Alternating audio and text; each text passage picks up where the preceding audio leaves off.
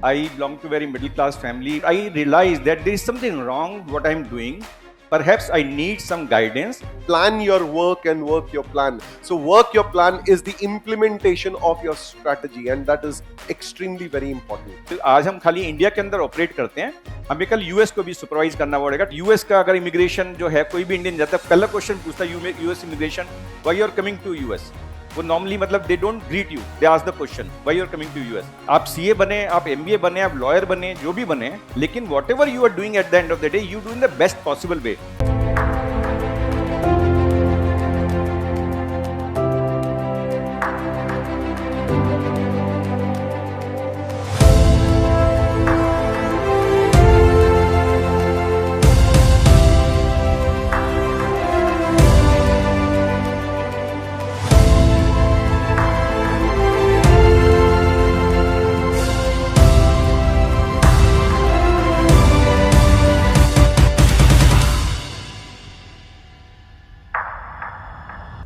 Hello champions, कैसे हैं आप सब लोग? I hope you are in the best of health and spirits and excited for today's session. Very important. So guys, देखिए ऐसा है, ये जो सेशन मैं आप लोगों के लिए रख रहा हूं from time to time, that I am calling in professionals over here, I am calling qualified chartered accountants, I am calling experienced people from the industry, is for you. आप सब लोगों के लिए, जो लोग फेस टू फेस यहां हैं, जो लोग भी अदरवाइज वर्चुअली हमें देख रहे हैं, सब लोगों के लिए कि आप लोग इन लोगों से सीखें। जो आप ये सब्जेक्ट्स पढ़ रहे हैं, जो भी आप चीजें पढ़ रहे हैं, वो प्रैक्टिकली कैसे यूज होती हैं। Take an example,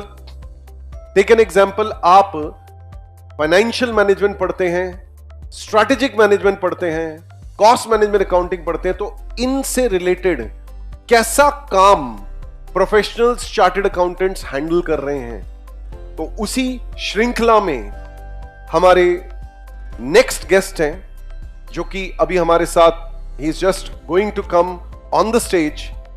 we have amongst ourselves CA Vinay Gupta, SRCC से क्वालिफाइड हैं, मेरे से सीनियर हैं। 1983 में इन्होंने एसआरसीसी से अपनी ग्रेजुएशन कंप्लीट करी और 1980s में ही उन्होंने अपनी सीए कंप्लीट करी। उनसे उनकी सीए की जर्नी, पूरी जर्नी हम उनसे पूछेंगे। साथ में उनका प्रोफेशनल एक्सपीरियंस के बारे में भी थोड़ा सा आपको बताना चाह रहा हूं कि इन्होंने 1980s से ही has been working in banking, corporate finance, accountancy, बहुत सारे एरियाज में इन्होंने काम किया है। Currently he is the president and head treasury of Jindal saw limited, public limited company है, बड़ी कंपनी है जिंदल ग्रुप की, जिसकी की टर्नओवर 20,000 करोड़ रुपीस है। सो फर्दरमोर मैं बताना चाह रहा हूं, he got the best CFO award in 2015 by Yes Bank. Sir. Hi Ashish. Sir, पहले आप थोड़ा सा ब्रीफ इंट्रोडक्शन, मैंने तो बहुत ही कम दिया है, आपने अचीव बहुत कुछ किया हुआ है, थोड़ा सा आप अपना थोड़ा सा बैकग्राउंड, थोड़ा सा पीछे की बातें कुछ शेयर करें। So thank you very much Ashish having me here, and good morning everybody, boys and girls, how are you this morning? So Ashish is spoiling your Saturday. Okay, that's great, thank you very much. So I would be honest to say that this is my first interaction with such a crowd. I would have interacted with banks, investor rating agencies in last 20 years, but not a crowd of, let's say, 50 to 100 to 150 people. So Ashish has already given you some introduction. I belong to a very middle class family. My whole of the family was in commerce, banking and all. I did my graduation from Shriram College of Commerce, and while I was doing graduation, my elder brother, he was doing CACS, and I had no clue to what to do in the CA or whether I should do CA. My father was in bank. That was a 10 to 6 job. It was very cool. I thought, let me become a banker and go at 10 o'clock and come back by evening. But somehow my brother, who was doing CACS, he persuaded me to apply to certain CA firms, and I got the break. I did my CA from SS Kothari and Company. not the big four companies like today, EY, PwC, Deloitte, KPMG and all. But at that time, this was top 20 companies in Delhi. I did my CA and intermediate. I did my graduation first. So this is a difference because today the curriculum has changed. So you can do graduation and then CA. You can do 12, then do an exam, whatever. Yes. And then you can join CA and then you can progress further. But I did step by step. So I did first. I spent 3 years in the college, enjoyed that. Then I straight away, because I got more than 50% marks, I could do CA straight away. So I joined CA. I cleared intermediate in the first attempt, primarily because of my background of BCom honors. And in the final, it took me 2 attempts. So first attempt, I cleared all the papers, but my aggregate was not 50% in both the groups. And then in second attempt, I realized that there is something wrong what I'm doing. Perhaps I need some guidance how to attempt the paper or exams or questions, because that's very important, that how to attempt the question. It's not writing what we do in school or college just to attempt the paper and get the marks. There are steps, and so I took a brief coaching of few classes. At that time, Dr. J.B. Gupta classes used to be there. Only in one subject, he used to teach how to write the papers. The answer is of course important, but if you do not write or attempt the question in appropriate form, perhaps you are lacking something, and that's where perhaps the guidance of Ashish would be helpful, and that's what Ashish, thanks for, let's say, inviting me here also. So eventually, perhaps you should not only focus on how to, let's say, what to write, but how to write that. And I'm sure that the mentors and the coach would be doing this. And in the second attempt, I cleared the final exams also. And then I straightway joined the job instead of going into the practice. So it took me I joined in 1986. Now today is 2024. I would have spent my 35 years in 6 companies in Delhi, small, medium, large companies. Today, as Ashish introduced, I am part of the large corp Jindal SAW Limited. It's a listed company, and listed company has its own foundation. So I'm sure Ashish is going to ask some tough questions from me. So please pardon me. I might not be able to discuss a lot of things which are subject to the regulations and the government guidelines. I would still be able to guide you how we do it, but not very specifically.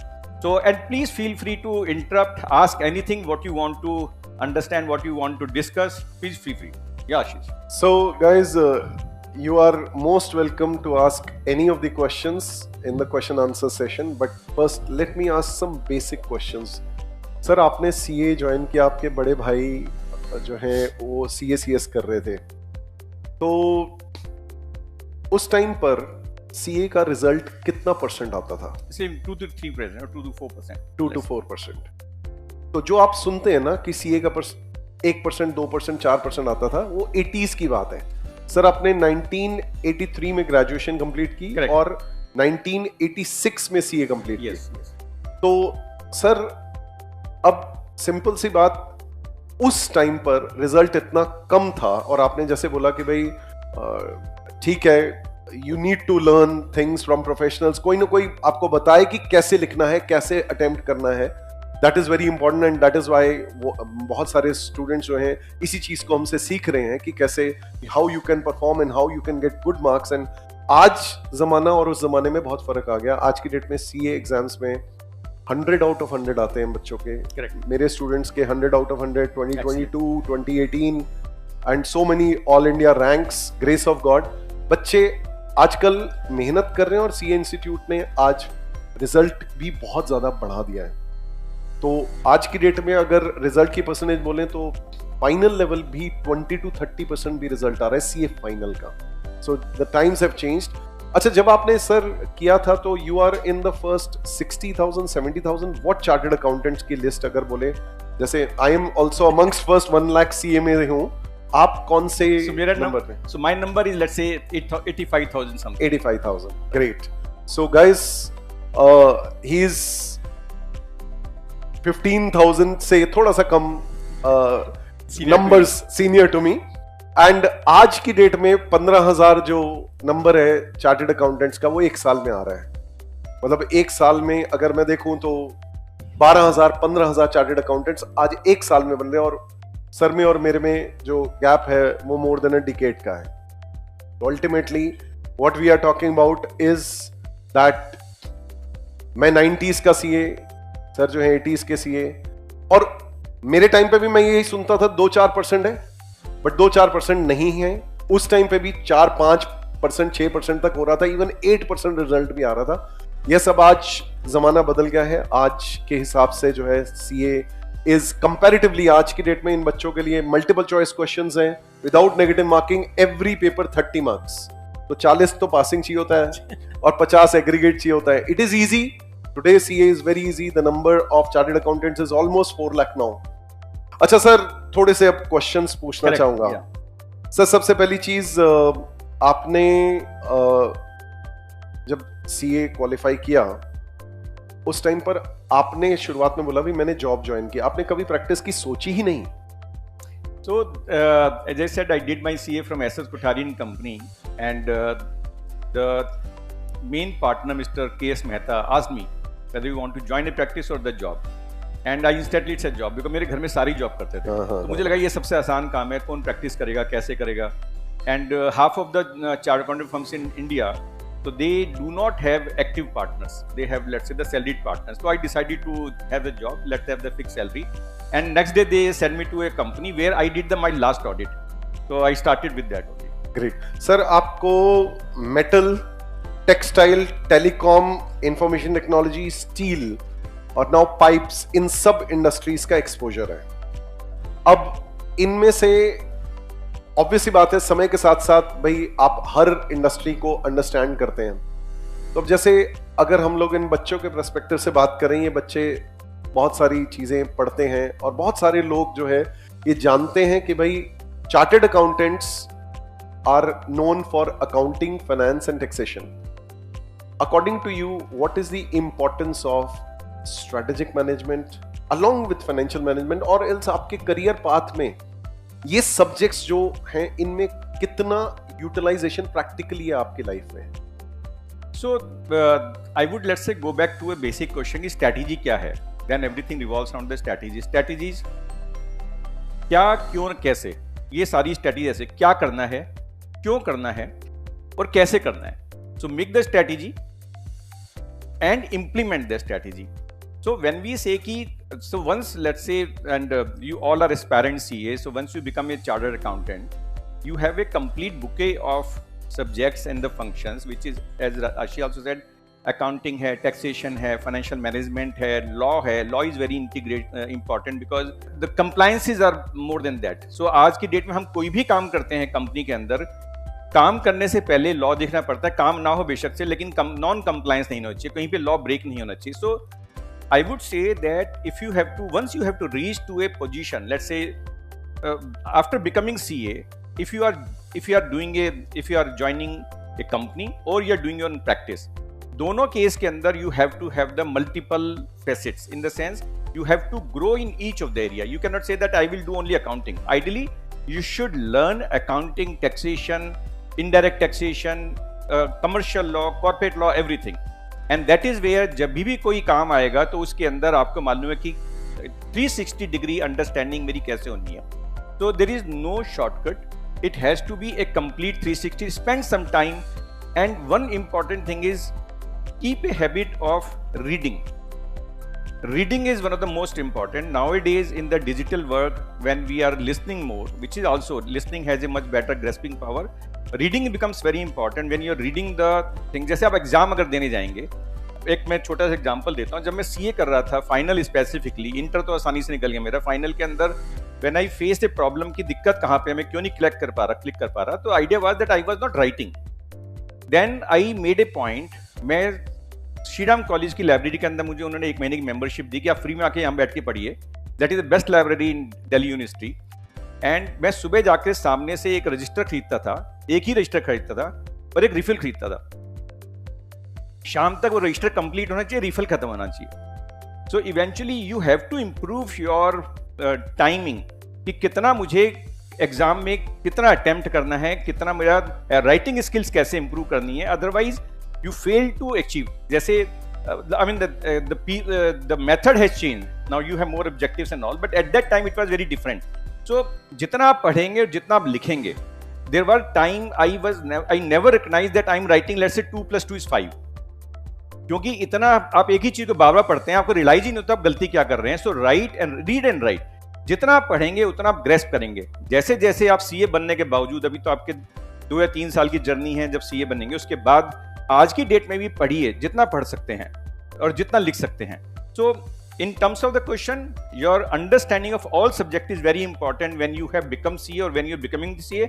After that, the tough part would start because your expectation by the client or the corporate will increase. Sir एक चीज बताएं, आपको अभी एक award मिला था 2015-16 में best CFO, और उसमें बेस्ट इनऑर्गेनिक ग्रोथ स्ट्रेटजी का मिला था. अब ये बहुत सारे बच्चे जो हैं, इन लोगों को इनऑर्गेनिक ग्रोथ के बारे में पता है. एक होती है ऑर्गेनिक ग्रोथ, खुद की ग्रोथ, दूसरी होती है इनऑर्गेनिक. क्या होती है? Through mergers and acquisitions. तो सर ये आपको अवार्ड मिला, किस केस के रिगार्ड में मिला, क्या चीज थी? और अभी भी आपने लेटेस्ट में भी कोई ऐसा स्ट्रेटेजिक ग्रोथ और योर कंपनी कुछ अगर किया हो, थोड़ा सा शेयर करें प्रैक्टिकल बच्चों के लिए. कुछ केस स्टडी, क्योंकि इनके पेपर भी केस स्टडी बेस आने हैं. एमसीक्यूज हैं ठीक है, लेकिन case study base, practical cases. So as now you know, since the inorganic growth is not from your own growth, it is from the acquisition or merger, और कोई भी चीज बाहर से कोई एक्वायर करके तो आप उसको ऐड कर लीजिए.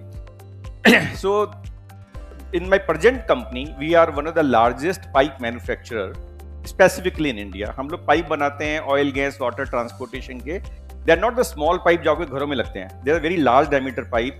अगर कहीं पे आप रोड पे साइड में देखें, आपको वाटर पाइप दिखेंगे ब्लैक वाले, जो कि काफी बड़े पाइप होते हैं. सो वी हैव, थोड़ी सी मैं अपनी कंपनी की तारीफ कर दूं यहाँ पे. So we are the largest pipe manufacturing company in India, having presence in UP, Gujarat, Indore, Bellary, Bhilwara and Nashik. We already had presence in Abu Dhabi, near Dubai. So there was an opportunity to acquire a company in USA. So US is a new territory, even though we had some presence in USA earlier. But there was a, so normally क्या होता है, inorganic जो भी opportunity आपके पास आती है, वो opportunity को लेके आता है आपके पास. तो it's not every time published in to the newspaper. तो कोई बैंक होएगा, मान लीजिए इनऑर्गेनिक में नॉर्मली जो अपॉर्चुनिटी होती है वो आती है जो कंपनियां जो सिक हो गई हैं या जो डिफॉल्टर कंपनियां हैं, जो कंपनियां जिनके जो अपने लोन वापस नहीं कर पा रही हैं, तो नॉर्मली बैंक ढूंढेगा. अच्छा, इसको बैंक का आपको जैसे लाइक जब भी आप कोई लोन लेते हैं तो बैंक आपकी सारी एसेट चार्ज कर लेता है, लेकिन बैंक कभी ऑपरेट नहीं कर सकता. उनको ऑपरेशन करने की कभी जो है, they don't have the skill set. तो दे नीड somebody else जो कि पुरानी मैनेजमेंट को हटा के नई मैनेजमेंट लेके आए. And that's where the difference in the management in any acquisition in the if the company has become sick, it is not because कि पैसे नहीं है या मार्केट खराब है. It's primarily one of the reason is कि management सही नहीं है. So we had an opportunity, one of the bank shown the opportunity that there is opportunity in USA and would you like to acquire it. तो एक process होता है उसका. जब भी आप कुछ स्ट्रेटेजिक डिसीजन लेते हैं तो सबसे पहले क्या ये कंपनी मेरे बिजनेस में फिट हो जाएगी, क्या ये प्रोडक्ट मेरे बिजनेस में फिट होएगा, क्या ये मुझे देखना चाहिए, कल्चरल फिट है नहीं है. For example, it was in US, so US is not an issue. UK US is not an issue because language culture and जो social culture है बहुत ज़्यादा डिफरेंस नहीं है. अगर हम बात करें, मान ली यूरोप की बात करते हैं, रशिया की बात करते हैं, चाइना की बात करते हैं, there is a huge difference because language is a big issue, social culture is a big issue. तो हमने आइडेंटिफाई किया कि US is not a problem, we can look at it. Number one, number two, the product is the same what we make in India. So हमारे को कोई नया, we are not reinventing the wheel. We understand this product. The only thing is we have to extend our management bandwidth. क्योंकि आज हम खाली India के अंदर ऑपरेट करते हैं, हमें कल यूएस को भी सुपरवाइज करना पड़ेगा. टाइम जोन डिफरेंस है, 10 से 12 घंटे फर्क है इंडियन यूएस का. तो today our job start from 8 o'clock in the morning and ends at 11 o'clock because by the time India बंद होता है यूएस से चालू हो जाता है. तो फिर अब यूएस का आप देखते हैं. तो जब अपॉर्चुनिटी आई यूएस की, तो हमने we had to set up a team of accounting, legal and technology people to evaluate. उसको हम कहते हैं ड्यू डिलिजेंस प्रोसेस. कि आप पहले जो एक्विजिशन टारगेट है उसको जाके देखिए कि क्या ये आपके टारगेट के अंदर फिट बैठता है, आपका जो है उसके अंदर कोई फाइनेंशियल इशू तो नहीं है, कोई फ्रॉड तो नहीं है, वट एवर.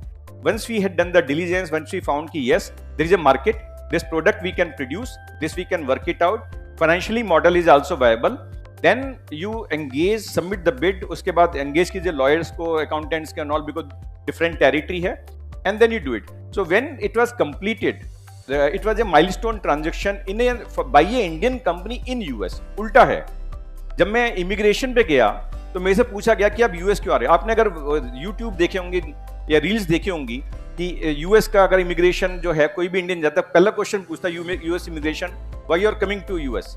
वो नॉर्मली मतलब they don't greet you, they ask the question why you are coming to US. And then when I said okay I am coming here to in US to acquire a company, he was very happy कि चलो एक company तो बिक जाएगी हमारी. So eventually after doing all this thing, then we acquired this company sometime in 2014, and this paper was published in US also, like how we did the acquisition, and it was picked up, the matter was picked up by Business World in India about this acquisition, and I was just telling you, like, I was not aware that this award is coming to me. Somebody sitting maybe after few days, State Bank of India team, he said कि एक award function था, उसके अंदर आपका नाम announce हुआ था, आप थे ही नहीं. तो मुझे पता ही नहीं मुझे अवार्ड मिल रहा है. And then finally this came to me. So the whole this category was the best inorganic strategy. So it was basically inorganic, like we had not set up the plant. मैं जाके खुद plant से हम company खुद setup कर सकते थे, which was organic growth. Inorganic, we acquired it. And to our second question is, similarly in India, like we don't have good presence in South India, and जो प्रोडक्ट है हमारा वो ट्रांसपोर्ट करने में हमेशा दिक्कत होती है. इन द सेंस एक ट्रक के अंदर एक या दो पाइप आते हैं जैसे. It is always good to have the manufacturing plant near the customer, transportation cost कम आती है. तो there was a strong desire of the group to increase the business that we should have a presence in south market. तो there was an opportunity in the south market. एक plant था जो बंद पड़ा हुआ था. We tracked it for 3 year 4 year. We tried कि how to acquire it, and finally you would have heard there is a process of NCLT process, या आप जो है ट्रिब्यूनल के अंदर जाकर के you can take that company, और let's say the company will go to the NCLT because they are not able to make the payment. Bank can take to them. We had to make a full proof strategy कि competition इसको ना लेके जाए. The whole point here is कि आप एक ठीक है, एक आपकी है पैसिव स्ट्रेटेजी कि हम पार्टिसिपेट करेंगे, मिल गया तो ठीक है. हमारा था नहीं, हमें लेना ही है. तो कंपटीशन आएगा ही आएगा, बिकॉज सिंगल बिड नहीं होनी चाहिए. सिंगल बिड रिजेक्ट हो जाती है.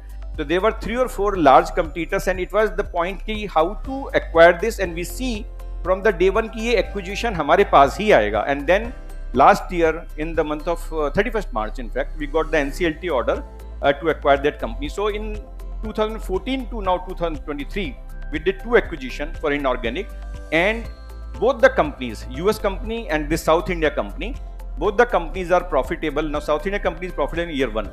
Secondly, one another important thing is, जब हमने एक्विजिशन किया तो we track the acquisition in such a fashion, because you have to work with lawyers, accountants and everybody, कि एक्विजिशन जिस दिन NCLT ऑर्डर आया, court order, NCLT is court basically, एक दिन के अंदर हमने लोन ड्रॉ किया, राइट ऑफ की उसकी इक्विटी, सारे क्रेडिटर्स को पे किया, बैंक्स को पे किया, कंपनी को सब्सिडी बनाया, मर्ज किया, and then we started production. Everything started only in single day. So that was a strategy how we planned it. So great thing. That's called execution. Strategy आप बना सकते हैं. Acquisition मतलब implementation कैसे करना है, that's the more important part. So guys, as you guys know, हमारे strategy का अगर मैं strategic management हमारे syllabus की भी बात करूं तो हमारा chapter number 5 is strategy implementation.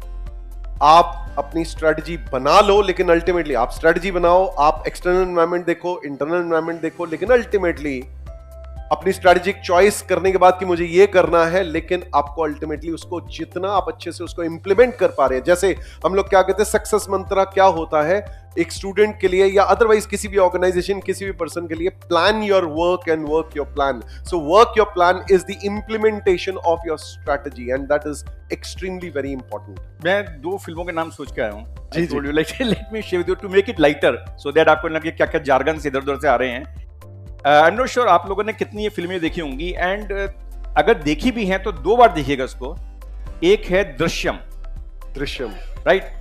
अब उसको मैं बताऊंगा कैसे देखनी है, तब देखिएगा. दूसरी फिल्म है लक्ष्य, ऋतिक रोशन की फिल्म थी, right.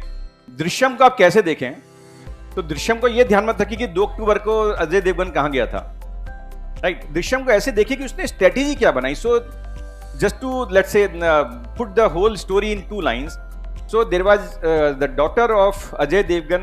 She somehow one of the person was killed. और वो उसके घर में उसकी बॉडी पड़ी है। अजय देवगन आता है एंड देन दे सेड कि fine how to deal with this. तो वो चुप कराता है, उनको लेके चला जाता है। बॉडी को क्या क्या करता है किसी को कुछ नहीं मालूम। अब उसको मालूम है कि ये कहाँ तक जाएगी कहानी, कि पुलिस आएगी, ये होएगा वो होएगा। एंड ही नो कि एक छोटी बच्ची है जो कि सारा गेम खराब कर सकती है, राइट। अब आप देखिए उसने he did everything backward. And this was a strategy. If the strategy failed, then he had another strategy. So this is what the strategy. अब उस पर्सपेक्टिव से अब उस फिल्म का दोबारा देखिए कि उसमें मतलब अब उसको ऐसे मत देखिए कि 2 अक्टूबर को क्या हुआ था, वहां पे एक जो है डॉग की बॉडी निकली, क्या हुआ। Then you see Drishyam 2 also.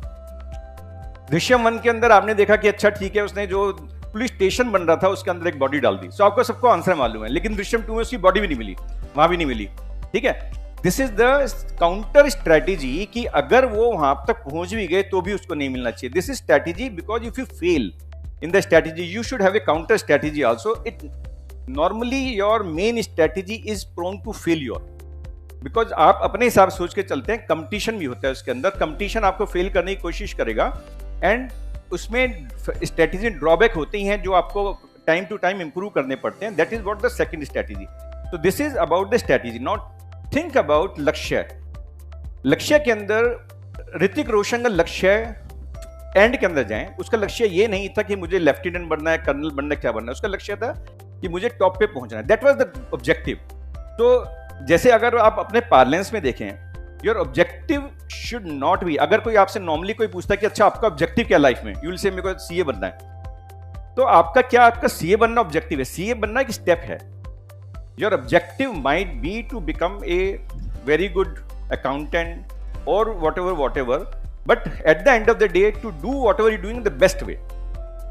आप सीए बने, आप एमबीए बने, आप लॉयर बने, जो भी बने, लेकिन whatever you are doing at the end of the day, you do in the best possible way, and that is what the objective is, and that is why you see Drishyam and you see Lakshya from that perspective कि लक्ष्य के अंदर strategy implementation कैसे है last वाले position में। Similarly Drishyam के अंदर स्ट्रेटेजी एंड काउंटर स्ट्रेटेजी। सो जब आप उस एंगल से किसी चीज को देखते हैं तो एक इशू आता है कैसे होएगा। मैं 2016-17 के अंदर अपने अबू धाबी प्लांट के अंदर था and we were arguing something कि माय सीएफओ आस्क्ड देयर कि अच्छा ये करना, ये होगा तो ये होएगा, इसको कैसे करेंगे, ये दिक्कत आएगी, ऐसा कुछ मत कर, जाके दृश्यम देख के पहले। And believe me he had not asked the question again, because अगर आप कोई भी काम कर रहे हैं आपको मालूम होना चाहिए मुझे जाना कैसे है। मुझे अभी घर से यहाँ पे आना था तो मेरे पास मैप था, guide, I had this thing, but then I know कि मुझे कैसे पहुंचना है। 11:30 तक पहुंचना है, 11:15 पहुंचना होगा, कौन सा रूट लेना। तो आज तो खैर चलिए मैप है, गूगल मैप है, आपको बता देगा, ऑप्शन दिखा देगा। That is what how you implement this. Sir एक बात बताएं, आप स्ट्रेटजी कितने साल से हैंडल कर रहे हैं? So to be very honest, strategy you handle from the day you are doing today. Also you are doing the strategy. But अगर मैं corporate strategy की बात करूँ, initially I started my career as an accountant in 1986. Then somehow मेरे को 2-3 साल लगा, accounting तो वही debit credit है. So I moved from away there. There was opportunity to join the corporate finance, which is like dealing with the banks, institutions. थोड़ा glamorous job होता है, आप जाते हैं बैंकों से मिलते हैं, deal करते हैं, whatever. Then gradually I was made part of the strategy team, in the sense कि there is always a team of the people, think tank बोलते हैं उसको, कि जो लोग मतलब हु सिट टुगेदर, नॉट कि लाइक हर सुबह आधे घंटे बैठना है। If there is a opportunity these people will interact and see कि कैसे कोई काम कैसे करना है। Today the situation is even more simple, सब लोग डिफरेंट लोकेशन बैठे हुए हैं, आधा काम जूम पे हो जाएगा, वीसी पे हो जाएगा, मेल पे हो जाएगा। Otherwise for last 10 to 15 years, let's say starting from 2010-11, I'm part of the larger think tank group of the group because I'm head of the corporate finance, because finance is the most integral part of doing anything. पैसा हमें arrange करना है। आज मान लीजिए मुझे US में acquisition करना था, इंडिया में एक्विजिशन करना था। India acquisition was more than 1000 crore. So one of the whole thing was that if you are acquiring this, ultimately आपको 1000 crore रुपए चाहिए उसको पे करने के लिए।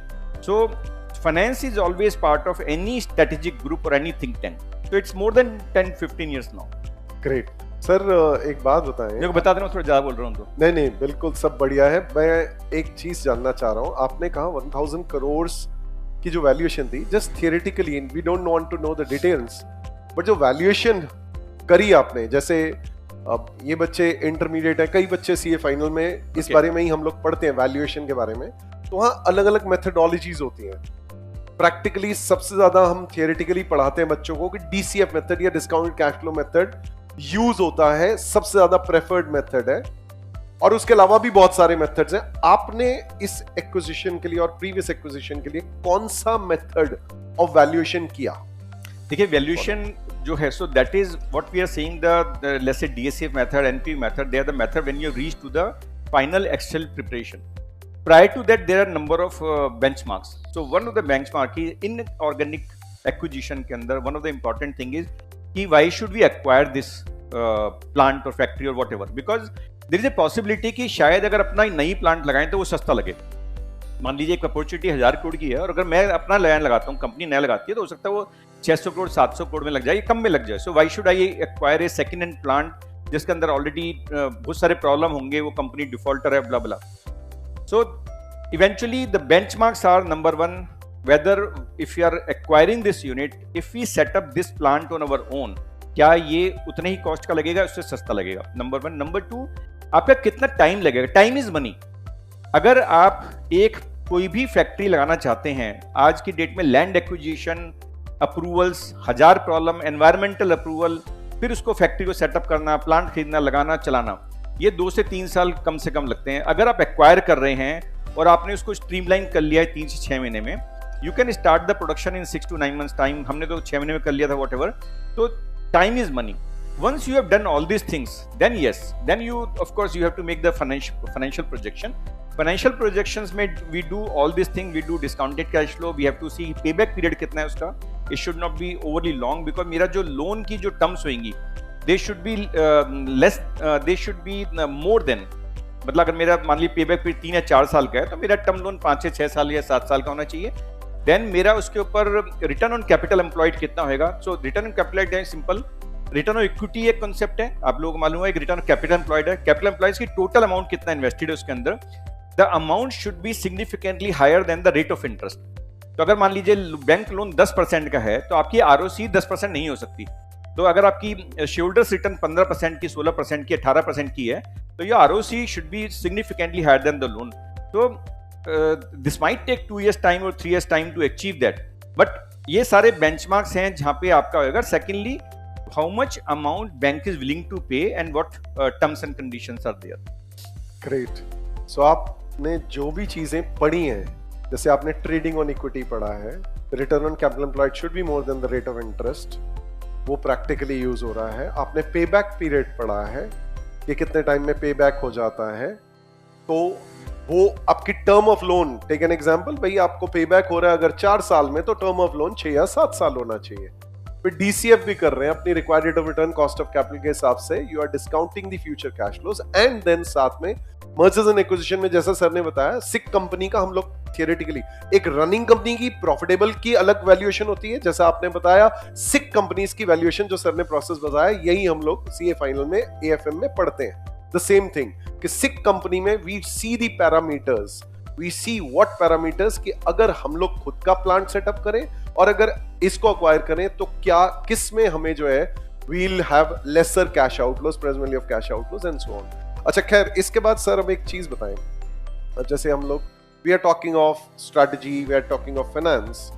अब आपने अभी अभी जो मैटर्स बोले, अभी मैं इन बच्चों से भी eight the end of this session जरूर पूछना चाहूंगा कि आप कितना अपनी तरफ से कौन कौन से कॉन्सेप्ट्स जो आपने इन सब्जेक्ट्स में यहां पर पढ़े हैं, सर की बातों से सुने आपने, what all did you learn. I will be asking you eight the and.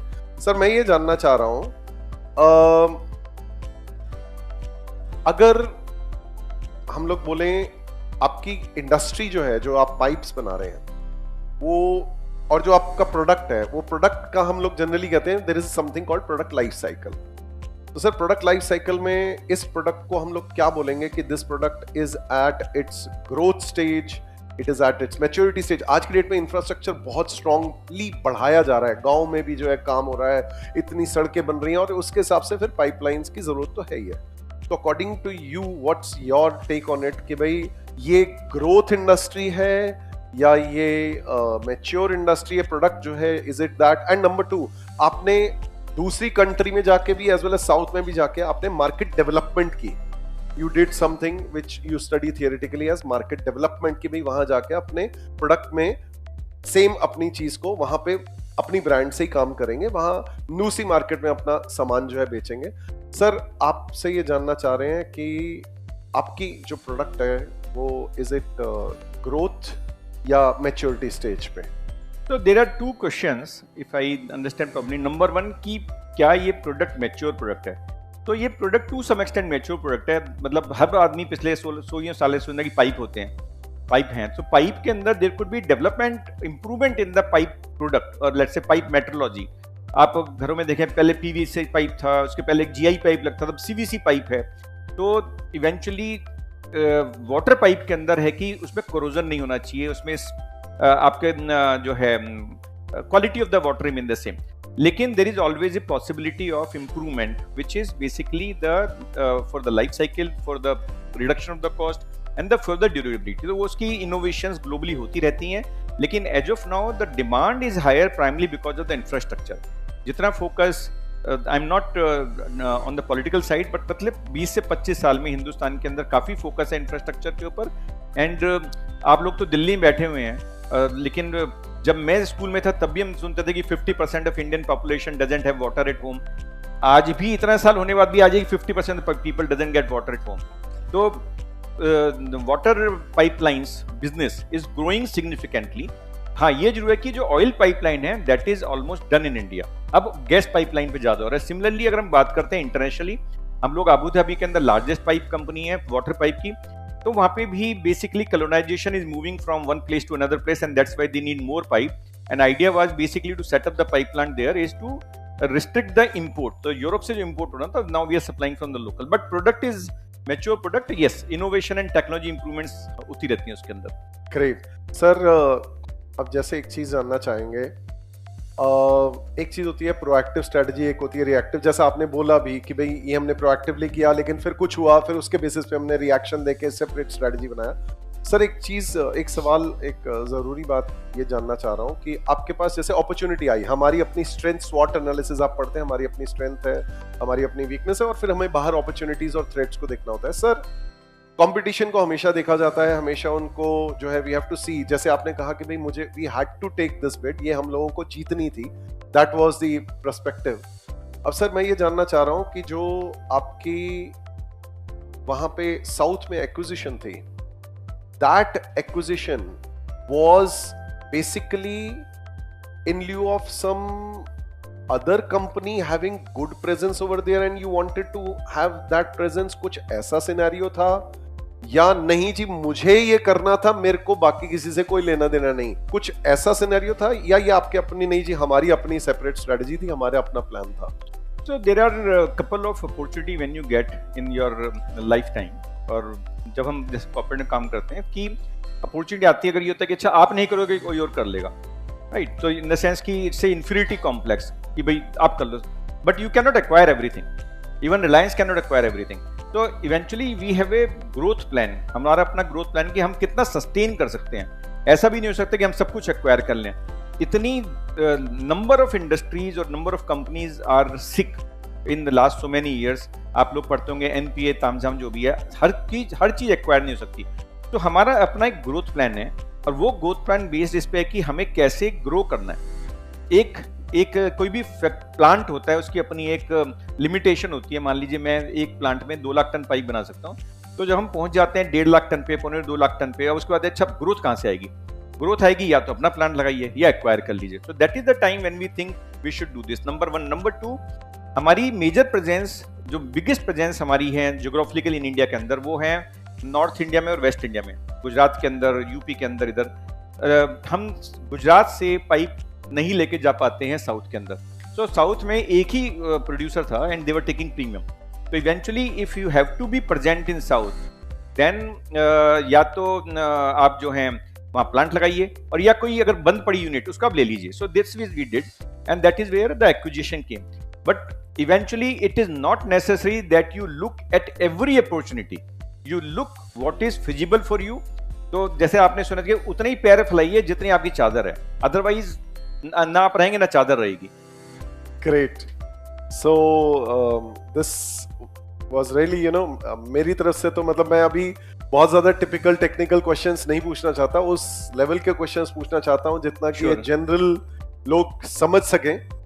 और बट स्टिल मैं जानना चाहूंगा आप में से कोई, if anybody wants to ask any of the questions, sir से कुछ पूछना चाहते हैं। यार माइक चाहिए होगा भैया, कोई है? माइक दे देंगे please.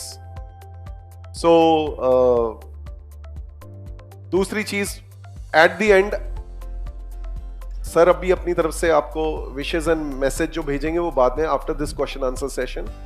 But last but not the least, मैं आपसे सर के जाने से पहले आपसे पूछना चाहूंगा कि आपने क्या लर्निंग की आज के सेशन से। पहले उधर देना जरा माइक प्लीज। Hello sir. है सर मैं ये क्या पूछना चाह रहा था कि जैसे पाइप्स का बिजनेस है, बहुत कैपिटल इंटेंसिव होता है, तो बहुत ज़्यादा प्लेयर्स भी नहीं होते होंगे मार्केट के अंदर और बहुत ज़्यादा कस्टमर्स भी नहीं होते होंगे। और जैसे आपने कहा कि सिक कंपनीज होती हैं, तो मतलब बिजनेस तो बेचने के लिए ही हो रहा है, और कोई कंपनी सिक किस लिए होती होगी कि कस्टमर्स नहीं आ रहे होंगे या कुछ खराब चल रहा होगा। तो जब आप किसी सिक कंपनी को एक्वायर करते हो तो कोई कस्टमर्स उनके होते होंगे ना जो रूट के गए होंगे तभी नहीं आ रहे। आपने उसे एक्वायर कर लिया तो आप इतने बड़े कस्टमर्स को कैसे कन्विंस करोगे फिर से कि जी हाँ हम इसी दुकान को एक्वायर किया और हम इसी से बेचेंगे जिससे आप अब नहीं खरीद रहे, या फिर इतनी बड़ी डील्स में ऐसे नहीं सोचा जाता? नहीं, it's a very good question. देखिए क्वेश्चन को स्टार्ट, अब बैठिए please, let me answer that. तो टिपिकली कस्टमर की वजह से कंपनियां सिक नहीं होती। कस्टमर ये ओके, दो टाइप के बिजनेस होते हैं, आपने सुने होंगे। तो एक होता है B2B business, business to business, एक होता है B2C, business to commerce, right. हम लोग B2B बिजनेस में हैं, तो जो कंपनी सिक हुई है वही मान लेते हैं B2B में, उसको ज्यादा कॉम्प्लेक्स नहीं करते। नॉर्मली कंपनीज जो सिक होती हैं वो होंगी टेक्नोलॉजी की वजह से, मार्केट की वजह से, मैनेजमेंट की वजह से, या फाइनेंशियल वजह से। मोटा मोटा एक आध कोई एनवायरमेंट है, एनवायरमेंट इशू आ गया, कुछ हो गया, इनकी वजह से हो सकती होंगी। ज्यादातर केस में एग्रेसिव बिडिंग करना या एग्रेसिव कंपटीशन को कट करने के लिए, फॉर एग्जांपल अगर मान लीजिए 100 रुपए का प्राइस है बाजार के अंदर और आपको कंपटीशन कट करना है, आप 90 रुपए माल बेच रहे हो, तो आप वो एक दो बार बेच लेंगे। लेकिन अगर आप कंटिन्यूसली करते हैं वो, तो उस केस के अंदर आप लॉस कर रहे हैं, then suddenly you become the sick. In case of specifically in case of listed companies, जहां पे शेयर आपके स्टॉक मार्केट में लिस्टेड है, तो मैनेजमेंट, काफी सारी मैनेजमेंट का फोकस बिजनेस के साथ साथ होता है कि मेरा शेयर प्राइस मेंटेन रहना चाहिए, उसके लिए आपको प्रॉफिटेबिलिटी दिखानी है, ना भी आ रही हो तो देन उसमें जो है, अगर मान लीजिए they are doing let's say mismanagement of financial affairs, तो वो कभी ना कभी 1, 2, 3 साल में कहीं ना कहीं रिफ्लेक्ट होएगा, then suddenly the house collapses. So जब मैनेजमेंट चेंज ओवर होता है तो इवेंचुअली यही होता है कि फाइनेंशियल अफेयर सही करते हैं उनके। अगर उनकी फैक्ट्री में, प्लांट में, प्रोसेस में कोई प्रॉब्लम है, आप उसको ठीक करते हैं, customer remain the same. Customer को अल्टीमेटली माल चाहिए, बिकॉज क्या होता है कि ज्यादातर केस में आज जिस एनवायरनमेंट में इंडिया में इंटरनेशनली काम करते हैं, वहाँ पे स्टैंडर्ड्स हैं, ISO हैं, BIS हैं, तो ये अनरेगुलेटेड मार्केट वाले नहीं है। ज्यादातर ये बड़ी कंपनियां जो भी हैं सब ये रेगुलेटेड हैं, सारे के सारी स्टैंडर्ड्स हैं, तो आप किसी से खरीदिए। तो the reason to become sick are not कि आप customers are not happy. Customer अगर हैप्पी नहीं है इसका मतलब प्रोडक्ट खराब है, वो एक अलग इशू है। बट अदरवाइज आपके प्रोडक्ट में दिक्कत नहीं है, आप अंडर कटिंग कर रहे हैं, आप मार्केट गेन करने के लिए खाली प्राइस नीचे कोट कर रहे हैं, तो एक दो बार चल जाएगा। कंसिस्टेंटली करेंगे तो पैसे कहां से आएंगे, प्रॉफिट तो होगा ही नहीं, लॉस होएगा। तो we basically these are the reasons for majority of the sick companies that they have become sick, financially they have become sick. या आप कितना सुनते कि इंडिया के अंदर management, sometime managements are not honest, अगर वो खुद पैसा निकाल रहे हैं उसके अंदर से, तो वो कंपनी अपने आप सिक हो जाएगी। तो change of management brings the let's से sustainability, if I answer the question. Thank you sir. Hello sir. Hi sir, जैसे अभी आपने कहा कि कंपनी जैसे कॉस्ट कट करती है तो वो लॉस मेकिंग होती है। जैसे एक बिजनेस है जो 5-10 साल से चल रहा है और न्यू प्लेयर्स आ रहे हैं मार्केट में, तो उन्हें अपनी कॉस्ट कम करनी पड़ेगी या उन्हें इन्वेस्ट करना पड़ेगा। एक तरीके से कह सकते हैं कि उन्हें लॉस पे 1-2 साल, तो 1 साल मिनिमम बिजनेस करना पड़ेगा कॉम्पिटिटर्स को बीट करने के लिए। तो सर वो फिर मतलब कैसे न्यू प्लेयर सर्वाइव करे उसमें? सो देखिए, एक बैठिए आप। सो बेसिकली एक हम फेयर एक ले लेते हैं कि मार्केट इज फेयर, राइट। उससे मल्टीपल, सो मोनोपोली नहीं है, डुओपोली नहीं है। मान लीजिए देयर इज मल्टीपल प्लेयर्स, तो जब भी कोई नया प्रोड्यूसर आएगा वो मान के आएगा कि मुझे मार्केट गेन करना है। Yes, sir. मार्केट गेन की, मान लीजिए बाजार ग्रो नहीं कर रहा है या ग्रो कम कर रहा है, और अगर 100 की मार्केट है, उसमें ऑलरेडी 100 के लिए प्लेयर्स हैं और एक 10 का प्लेयर आ गया, तो उसको दूसरों का शेयर खाना है। उस शेयर को कंज्यूम करने के लिए उसको अपना प्राइस कम करना ही पड़ेगा, Yes, तभी sir. दूसरा प्राइस आएगा, ठीक हाँ है। जी, sir. लेकिन ये चीज आती है अब स्टेप बाय स्टेप, थोड़ा सा पीछे आइए। जब आप फैक्ट्री सेटअप कर रहे हैं, जब Yes, sir. बिजनेस सेटअप कर रहे हैं, उस वक्त आपने पढ़ा होगा वायबिलिटी स्टडी, असेसमेंट करते हैं आप कि Yes, क्या sir. मैं नया जो प्रोजेक्ट लगा रहा हूँ वो वाइबल होएगा। Yes, demand sir. Supply analysis करते हैं। तो जब आपकी ओवरऑल असेसमेंट होती है, आप एक एज्यूम करके चलते हैं कि मार्केट में इतना ग्रोथ आएगा, तो 2%, 5%, 10% से मार्केट ग्रो करेगा। उसका क्यूमुलेटिव एवरेज ग्रोथ रेट क्या है, एंड जब तक वो जस्टिफाई नहीं होगा, डिमांड सप्लाई में अगर जस्टिफिकेशन नहीं है, Yes, sir. उसके बाद भी अगर आप बिजनेस सेटअप कर रहे हैं तो you are doing a suicide. Yes, sir. Theoretical level पे ही जब आप ये डिसीजन ले रहे हैं, कैपिटल डिसीजन हम बोलते हैं उसको, Yes, sir. जब आप ये डिसीजन कैपिटल डिसीजन ले रहे हैं, तो थ्योरेटिकल लेवल पे ही there should be a justification and there should still be a room, क्योंकि जैसा आप सोच रहे हैं वैसे 6 आदमी और सोच रहे होंगे। Yes, तो sir. You have to think of the environment also, कि आप ही नहीं अकेले जो फैक्ट्री लगा रहे हैं, हो सकता है 2 लोग और भी फैक्ट्री लगा रहे होंगे, and then how all this will survive. So there has to be intelligence also. लेकिन फिर भी जो आपका क्वेश्चन है पर्टिनेंट है कि 1 से 2 साल या कुछ पीरियड के लिए आपको मान के चलना पड़ेगा कि आपकी प्रॉफिटेबिलिटी या तो कम होगी या जीरो होगी। Yes, sir. उतना क्वेश्चन आपको अपने बिजनेस प्लान में, अपने फाइनेंसिंग में लेके चलना पड़ेगा। लॉस की फंडिंग कभी बैंक नहीं करता, Yes, sir. वो इक्विटी से आती है हमेशा। Mhm. तो अगर वो सर्वाइव आप नहीं कर पाएंगे, then you are a fit case for security unit. Sir starting में लॉस में भी मतलब करके बाद में प्रॉफिट हो सकता है ना? हमेशा ही होता है ऐसा। Yes, ऐसा नहीं होता, बहुत 5% केस होंगे कि आप पहले साल से प्रॉफिटेबल हैं। Yes, sir. 1 से 2 साल लगते ही हैं आपको प्रॉफिटेबल बनने में। तो सर इन केस मार्केट में एक ही जैसे कोई बिजनेस है या कंपनी है जो मोनोपोली क्रिएट कर रही है 5-10 साल से, मतलब उसका ही प्रोडक्ट सुपीरियर है, और भी प्लेयर्स हैं लेकिन उसका प्रोडक्ट कहीं ना कहीं सुपीरियर है, तो उसमें न्यू प्लेयर्स कैसे एंटर करें, मतलब कैसे आ सकते हैं न्यू प्लेयर्स? देखिए, नए प्लेयर को आने के लिए उसकी अपनी स्ट्रेंथ होनी चाहिए। उसको हम कहते हैं कि अपनी पहले स्ट्रेंथ को आइडेंटिफाई कीजिए। That is what we call it core business, कि हम कोर हमारे को समझ में आता है। हल्दीराम अगर ये सोचे कि मैं बहुत अच्छा जो है फूड बनाता हूँ, लेकिन चलो मैं पाइप बनाना चालू कर दूं, तो he will be failed. Yes, sir. और ऐसे ही अगर हम सोचें कि हम तो बड़ा अच्छा बनाते हैं, पैसा ही बहुत है, चलो ऐसा करते हैं हम भी हल्दीराम खरीद लेते हैं, Yes, हम भी sir. फेल हो जाएंगे। तो आपकी एक कोर competence. कोर कॉम्पिटेंस है। Yes, sir. उसके लिए और आपके पास एक मैनेजमेंट टीम है, और आपके पास एक विजन होना चाहिए कि हो सकता है कि मेरे को रिलायंस के साथ compete करना है, बट मैं compete कर लूंगा because of financial strength, management strength. सबसे ज्यादा इंपॉर्टेंट है आपकी, other than anything, is your man power. Yes, sir. आपकी जो मैनेजमेंट टीम है, they should be a very motivated team. They should know कि yes we have to compete and will compete। Otherwise भी, other than financial strength, Reliance की management भी लोग ही चलाते हैं, Yes, sir. तो आपकी मैनेजमेंट भी लोग ही चलाएंगे। So your management man power strength is very important. Yes. सो वो हमेशा एक चैलेंज आएगा, लेकिन आप ये देखिए अगर उस चैलेंज को आपने क्लियर कर लिया तो then you are the second largest operator. Sir हमने ये भी पढ़ा है कि जो मतलब मान लो न्यू प्लेयर्स आना चाह रहे हैं, वो जो एग्जिस्टिंग है उनके बंदे उठा लेते हैं, तो उनसे भी मतलब जैसे उनके सुपीरियर बंदे होते हैं, तो मतलब ऐसे तो उसको हम पोर्चिंग बोलते हैं। बीट कर सकते हैं। उसको हम पोर्चिंग बोलते हैं कि आप दूसरे आदमी को तोड़ कर जब लेके आते हो तो हमेशा ही होता है। उसका रीजन क्या है? उसका रीजन है कि आपको लगता है ये आदमी आएगा तो 2 चीज साथ में लाएगा। एक तो एक्सपीरियंस लाएगा, उसको Yes, मालूम है sir. क्या क्या चलता है, और सेकंडली वो उसकी कस्टमर है या मैन पावर, कुछ दूसरा आदमी लेके आएगा। Yes, sir. तो ये इंडस्ट्री में चलता ही है, ये तो मान के ही चलना चाहिए, और ये हमेशा मान के चलना चाहिए। कोई भी जिस आदमी को आप तोड़ के लेके आ रहे हो, इसका Yes. मतलब या तो वो आदमी सेटिस्फाइड नहीं था, Yes, sir. ठीक है, और या आप उसको ज्यादा तनख्वाह दे रहे हैं। अभी जो आदमी टूट के आ रहा है उसको देखना है कि क्या वो आपके यहाँ पे आके सस्टेनेबल काम कर पाएगा, नहीं कर पाएगा। Yes, वो भी एक रिस्क ले रहा है। Yes, sir. Thank you so much, sir. उधर देना। Hello, sir. Hi.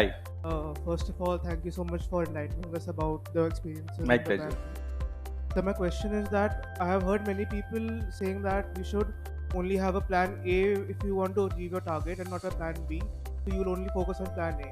I want to know your insights about, according to your experiences, that should we have a plan B to save our back or only go with the plan A? See, I don't know कि ऐसा कि क्या हम कहते हैं plan A ही होना चाहिए, एक ही प्लान होना चाहिए, ऐसा नहीं है। अगर आपका प्लान ए काम कर रहा है तो you don't have the requirement plan B. लेकिन अगर आप बीच में फेल हो गए तब क्या करेंगे? तो उस वक्त अगर मान लीजिए हम बात करते हैं बिजनेस की, आप एक प्लान ए पे चल रहे हैं, बड़ा अच्छा प्लान है, because plan is always the best plan, आप ये मान के चलिए। उससे वो, क्योंकि आपके अगर 4 ऑप्शन हैं तो आप सबसे पहले सबसे अच्छे ऑप्शन पे काम करेंगे। आप अगर टेकिंग अगेन द लेट्स से एग्जांपल ऑफ कि आप जब घर से जब अपने सेंटर पे आते हैं और अगर आप दूर रहते हैं थोड़ा सा और मेट्रो से नहीं आते हैं, ठीक है, तो आप सबसे पहले वो देखेंगे, गूगल मैप देखेंगे, गूगल मैप आपको 3 ऑप्शन दिखाएगा, 50 मिनट, 60 मिनट, 70 मिनट। तो आप 70 मिनट से तो नहीं आएंगे, 50 पे आएंगे, जो सबसे लो टाइम पीरियड वाला है। So that is your plan A. But अगर प्लान ए में बीच में कहीं पे एक्सीडेंट हो रखा है तो गूगल मैप आपका दूसरे रूट से लेके आ जाएगा, which is plan B. This happens everywhere, ठीक है। So eventually if you are not having plan B, that is the choice कि हम दूसरा प्लान पे काम, यू आर ओवर कॉन्फिडेंट, पर over confident has a cost.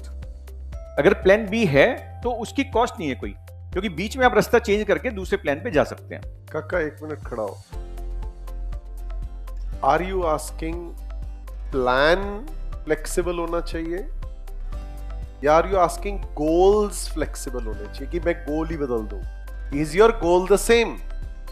What is your question? I need to know a little bit more. Plan जैसा sir ने जवाब दिया है, मुझे भी यही समझ में आता है, आपके प्लान्स फ्लेक्सिबल होने चाहिए। Always I have said flexible budgeting करो, फ्लेक्सिबल प्लान्स बनाओ, रिजिड तो कभी होना ही नहीं चाहिए, नेवर एवर। स्ट्रेटजी भी आपने क्या सीखा स्ट्रेटजी में कि अगर आपकी स्ट्रेटजी नहीं काम करती तो आप उससे लेसन लेते हो, आप बीच में कुछ अबैंडन करके, लेकिन अपने गोल्स नहीं बदलते। Are you talking about goal to be rigid और are you talking about plans to be rigid? Strategy always has to be flexible. It has to adapt to the environmental changes, internal, external environment. ये आपने पढ़ा हुआ है। तो वो question मुझे relevance इतना समझ में नहीं आ रहा कि कहाँ जा रहे हैं। सवाल एक्चुअली था कि बेसिकली स्ट्रैटेजी हम जब भी बनाते हैं तो यस, मतलब लक फैक्टर भी काम करता है कि फॉर एग्जांपल हमें मार्केट में घुसना है या फिर मार्केट ऑलरेडी एग्जिस्टेड है, उसमें हमें काम करना है, प्रॉफिट ज़्यादा बनाना है, तो बेसिकली लक फैक्टर काम करेगा कि कस्टमर कैसे रिएक्ट करेगा, वो लक फैक्टर में अब काम करेगा। तो बेसिकली प्लान ए में हम सब कुछ सोच लेंगे कि हाँ ऐसे रिएक्ट करेगा।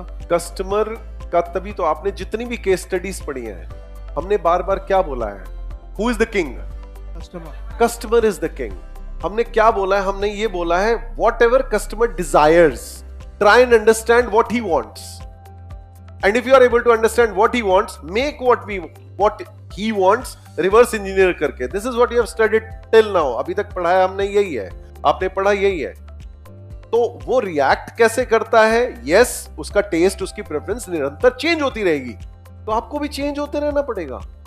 You can never be rigid. आप किसी भी प्रोडक्ट की बात कर लो, टेक्नोलॉजी से रिलेटेड, नॉन टेक्नोलॉजी से रिलेटेड, इनोवेशन, जैसे सर ने भी बोला, पाइप्स में भी चेंजेस आ रहे हैं भाई। Every industry, every product through innovation there are changes coming in.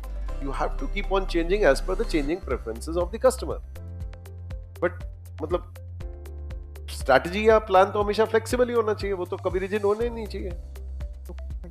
Welcome है। Anybody else? Hello, sir. Hi. My question is that during the acquisition of the US company, what were the threats that your company faced and how did you overcome that threat? As it was a new market and a new environment for you. तो दो question कर लेते हैं। यहाँ पे threat important नहीं है, यहाँ पे सॉट एनालिसिस इंपॉर्टेंट है, ठीक है। Sought include the threat. Threat इसलिए, अब बैठ जाइए प्लीज। थ्रेट इसलिए नहीं क्योंकि वो प्लेट पे रखी दी गई थी company, it was A sick company, और उसका उस पर्टिकुलर केस के अंदर कोई एक्वायरर था नहीं, कोई दूसरा कंपटीशन नहीं था। तो जो बैंक था वो अपना सारा जो एफर्ट्स तक कर चुके थे, वो ये था कि दे थॉट कि अच्छा we can do. One of the reason for us that we were already present in USA. लेकिन यहाँ पे the second thing is important कि जब आप एक नई मार्केट के अंदर वेंचर कर रहे हैं तो there are issues relating to कि क्या आप सक्सेसफुल हो पाएंगे। नंबर 1, इंडिया के अंदर काम करना आसान है, आपको इंडियन रेगुलेशन मालूम है, इंडियन कंप्लाइंसेस मालूम है, आपको मालूम है कि अथॉरिटीज के साथ डील कैसे करना है, लेबर पता है कहाँ से लेके आनी है, सब चीज़ पता है आपको। एक नई मार्केट के अंदर जाने के लिए आपके पास क्या है? आपके पास ये कि अच्छा मैं प्रोडक्शन कर लूँगा, मैं यहाँ से 6 आदमी उठा के ले जाऊँगा, बिकॉज आप यहाँ से हर जगह पे एक प्रॉब्लम है कि आप यहाँ से 1000 आदमी नहीं लेके जा सकते, आपको लोग लोकली हायर करने पड़ेंगे। अब आप सोचिए, हमारे हिंदुस्तानी दिमाग में वैसे ही एक जो है इन्फिनिटी कॉम्प्लेक्स की, अरे आपको जाके अमेरिकन के साथ काम करना है, मतलब आप अमेरिकन के ऊपर बैठोगे, उल्टा है। नॉर्मली होता है कि जो गोरा आदमी है ऊपर बैठा है, बाकी सब लोग काम कर रहे हैं। आप यहाँ की हिंदुस्तानी लोग ऊपर बैठ के नीचे गोरे काम करेंगे, तो वे एक अपने आप में इशू है, बिकॉज सामने आदमी जो अंग्रेजी बोल रहा है पहले आप 1-2 स्टेप तो नीचे हो जाते हो। तो the whole problem is can you deal with the American culture, American social this thing, and can you deal with the American competition. So they are the management skill set which कि हम करेंगे। हो सकता है कि हम 2-3-4 साल struggle करें। हमने 5 साल वन लॉस किया है उसका इंडस्ट्री के अंदर। एंड अनदर प्रॉब्लम वाज कि वो उस पीरियड में कोविड भी आ गया, उस पीरियड के अंदर गवर्नमेंट भी चेंज हुई, एनवायरमेंटल इश्यूज आए, because American business get largely impacted by the change of the government also. कि अभी जॉय बाइडेन है, उसके बाद उसके पहले ट्रम्प थे, ट्रम्प के पहले XYZ थे। गवर्नमेंट चेंज होते ही वहाँ पे सारा बिजनेस एनवायरमेंट चेंज होता है। Lobbying is official. इंडिया में lobbying is like erectile bond, वहाँ पे lobbying is official. So the bigger challenge in any territory other than your own territory is can you survive in a foreign nation? Yes sir. तो उसके लिए ये था कि ठीक है, this was a task and this was कि ठीक है, let we do this। हमें एक फायदा ये था, I mean we had not discussed कि हम already up to 2005-2006 तक हम यूएस के अंदर प्रेजेंट थे। There was an opportunity, we exited। हमने बेच करके बाहर निकल के आ गए, जैसे somebody bought us, then we said कि हम तो जानते हैं यूएस मार्केट को, let we enter it again। This same question is like मैं थोड़ा सा elaborate करूँ if you have 2 more minutes। हमने 2011-12 के अंदर UAE के अंदर प्लांट लगाया, नया plant. It was not an acquisition and that was a different decision, it was a capital decision कि अगर हमें middle east and GCC market capture करनी है, इंडिया से मिडिल ईस्ट 2.5 घंटे की फ्लाइट है, 3 घंटे की, 4 घंटे की फ्लाइट है। सारा सामान वहां पे या तो इंडिया से जाता है, चाइना से जाता है, या यूरोप का आता है। पाइप की बात हम करते हैं, तो हम कैसे कम्पीट करें। एंड दैट वाज लाइक अगर कभी आप दुबई यूरोप जाएं तो उनको सबसे बेस्ट चीज चाहिए, पैसा बहुत है उनके पास, काम करते नहीं वो लोग, थोड़ा सा जूत है, तेल निकाल लेंगे फिर और अपना जो है पैसा बन जाएगा उनके पास। They need the best. उस वाले सिनेरियो में they think the India is a second grade country. कोई हाथ नहीं मिलाता वहाँ पे जो शेख है इंडियन से, मोदी को छोड़ के, तो हाथ ही नहीं मिलाते वो। They feel the Indians are second grade. उस सिनेरियो में if you have to sell the product, it's the best strategy. We thought let me set up a plant there. हम फैक्ट्री लगा देते हैं उनके वहाँ पे जाकर के। जब वहाँ फैक्ट्री लोकल होगी तो it means that is a local factory. And we spend lot of time, 2 साल हमें लगे उसको समझने के लिए कि मैं करना कैसे काम। बट 2014 वी सेटअप, 5 साल तक हमने वह लॉस किया। Today that factory is making profit. The good part is कि इंडिया के पास में है, कल्चरल डिफरेंस थोड़ा सा है, अरबिक है, लेकिन वहाँ पे सारी जो मैन पावर है they are Indian, Pakistani, Bangladeshi. तो आपके लिए बहुत आसान है काम करना। So that was a organic growth, whereas the US is a inorganic। दोनों के अंदर सोशल कल्चर बहुत फर्क है। Thank you sir. सर जो आपने एक्विजिशन किया यूएसए में, वो जैसे वर्टिकल इंटीग्रेशन था मतलब, या हॉरिजॉन्टल इंटीग्रेशन था, या जो चल रहा है वैसा ही? हॉरिजॉन्टल था भाई, सिक कंपनी थी, सेम धंधा कर रही थी, हॉरिजॉन्टल था भाई। सर ने पहले ही बता दिया वो तो। Thank you sir. बस जी, now finally who is taking the mic and who is telling me क्या क्या आज ज्ञान मिला? कोई और? बस भाई बताएगा बस। Nobody else. He asks the questions and he answers. उधर भी देना, he also asks the questions. आज क्या क्या लर्निंग थी आपकी, आपके सब्जेक्ट जो आपने पढ़ा है उससे रिलेटेड क्या क्या सीखा आपने? Basically we saw that in, how to enter in a new market which is very different from ours. We got to know about the product and how to expand our business, like expansion of the market. Then how sir said that we entered into the south market, which was a difficult one. चलो, let me ask you a few questions आपके subject से related, strategic management से related. ये जो decision है, acquisition या organic growth, UAE में अपना सेटअप लगाना, या इनऑर्गेनिक ग्रोथ साउथ इंडिया या यूएस में एक्विजिशन करना, is this a corporate level strategy, business level strategy और functional level strategy? Business level. आपने ये कौन से चैप्टर में पढ़ा था ग्रोथ?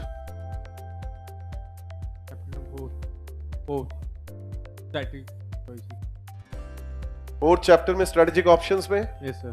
सर ये कॉर्पोरेट लेवल पे डिसीजन हुआ है, मतलब टॉप मैनेजमेंट ने किया है, या उससे लोअर मैनेजमेंट। आपकी कंपनी बेसिकली करती यही है ना सर, पाइप्स बनाती है या कुछ और भी करती है? No, we do only pipes. Only pipes ना, तो सर टॉप मैनेजमेंट की इन्वॉल्वमेंट थी या नहीं थी? Yeah. तो देखिए, Corporate.